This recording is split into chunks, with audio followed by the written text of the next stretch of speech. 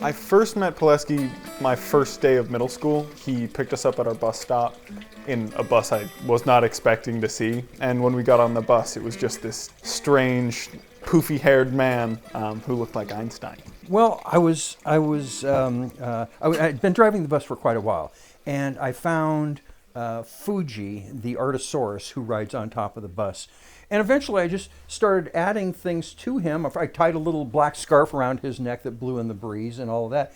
And I thought, well, it would just be more fun to have the cool bus. He had a bunch of rules that he eventually laminated and made a list for. There was a little membership card that was attached to the list, and he gave it to everyone on the bus. There were a bunch of rules, some crazy stuff like no carnivorous ducks in the first 3 rows. You can't be in the basement of the bus while it's moving. Other than that, it was fine. He had a lot of different weird things around his bus that I'm 100% certain he made himself. Out to shake a tail in Neptune's hall. And he always had stories to tell, either about playing music, making art. I remember one time he showed us a couple of his pieces.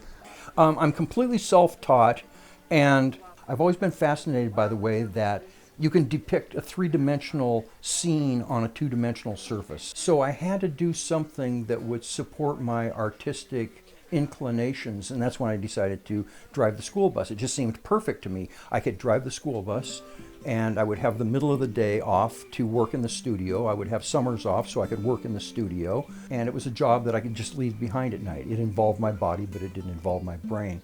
I only paint actually when I'm inspired by the muse. There's something that I need to express, and to try and do that for a living would be to try and force the muse to my needs. And for me, it seemed more worthwhile and legitimate to paint when I'm called upon or inspired by the muse to do so. But then I was, I have a body of work. I mean, I've been selling stuff all along, but I still have a body of work. And I happened to meet Tim and Michelle. Well, obviously I didn't meet Poleski, but I heard of Poleski when Jack was in middle school. Jack was on my bus for 2 years, and I didn't really get to know him all that well until the second year. And for some reason, we started having greater conversations, he and I. And the following year, I was transferred to another school, so I wasn't driving to Hamilton anymore. But the school that I was going to, the first pickup that I had in the morning, where I would wait before I started my route, was right across the street from where Jack caught his bus. And so he saw me over there, sitting there on my bus, and he came over and we would have conversations. But after middle school, even after I had no way of actually talking to him, my dad just bumped into him at the grocery store. He was just like, yeah, I ran into Poleski today. I'm like, what? And he's like, he asked me how you were doing. It was just this really weird moment. He's like, yeah, he's following me or he sent me a friend request on Facebook. Believe it or not, I'm not on Facebook, but my husband's on Facebook, and so he would always show me these pictures. He's like, oh my gosh, Poleski posted another painting. And so when you see artwork as great as his, you just think he must have a gallery. He must have some place that he's showing. Tim and I have lots of friends in the arts, and one of the things that is always really hard to take is you see all these artists who don't get the opportunity to show their work in galleries. So I walk past this gallery every day, and I've seen a couple of their shows, and I've gotten to know the owners, and I just one day thought, what a great space to show someone's work. So I went in and asked them, and they said, oh, we'd love to have you curate a show. And Michelle approached me and asked me if I would be interested in having a show. And I thought, yeah, I guess so. Let's try and see what happens. So he invited both Tim and I to come over. And of course, he had all this food and wine laid out for us. And we walked into his studio and I could see his beautiful paintings everywhere. That's the first thing I saw, the paintings. And then I saw a postcard on his desk that was like an invitation to a gallery opening. So clearly he had thought about having a gallery opening. He even had picked out the font that he wanted to use, the image that he wanted on the front of it. And so it gave me a little bit of hope that he was really excited about doing this. Yeah, as we looked around the house, I noticed that a lot of his work was hanging on their walls, and it had probably been hanging there for a really long time. So I was really concerned that he wasn't going to fully understand that having a gallery show meant you're probably going to sell some work and you don't get to keep them anymore. So it was, I'd never seen all of his art in one place. I'd only seen a couple pieces. I was really excited to see kind of the things he had done.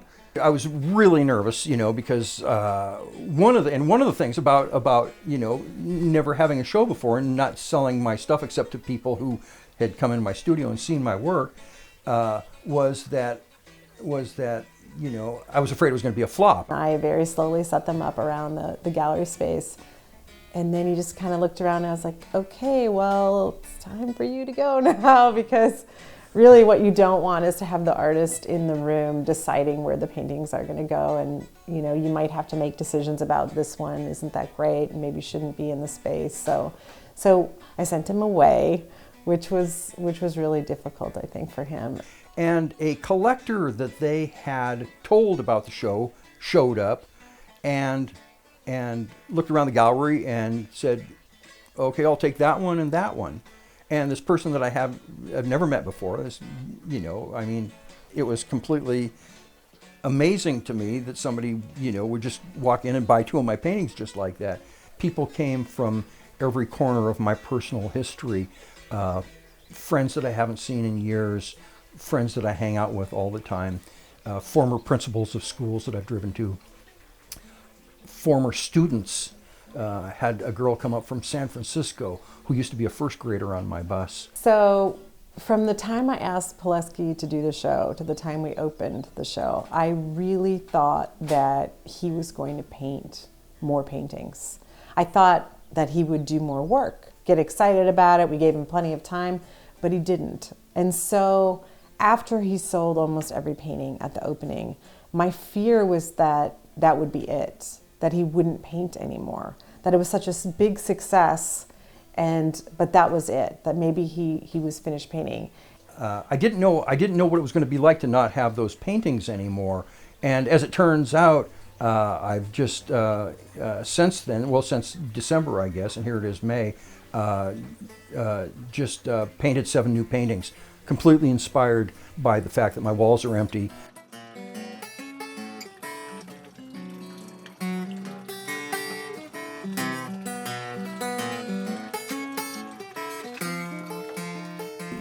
The great American mythologist Joseph Campbell said, he used to tell his students at Sarah Lawrence, when they would ask him, how should I live my life? What should I do? I'm confused, and he would always counsel them. He'd say, follow your bliss. And it's the same thing. And to find what you're biochemically predisposed to is the way to do that is to notice that when you are the happiest and when you're the most content and when you're involved in something, it's like I always say, when you're doing the right thing, all of a sudden you've awakened from what it is you're engaged in, and it's 3 o'clock in the morning, you forgot to eat dinner, and you've completely lost yourself.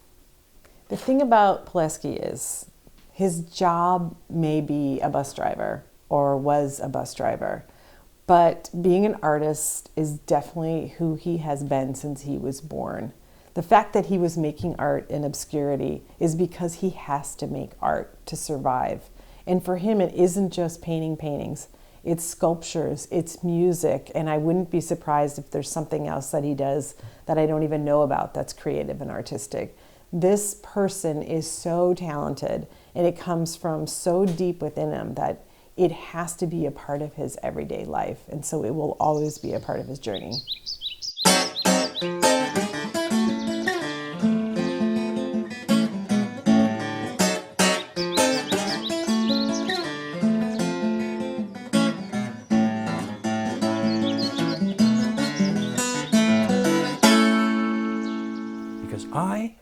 and Poleski.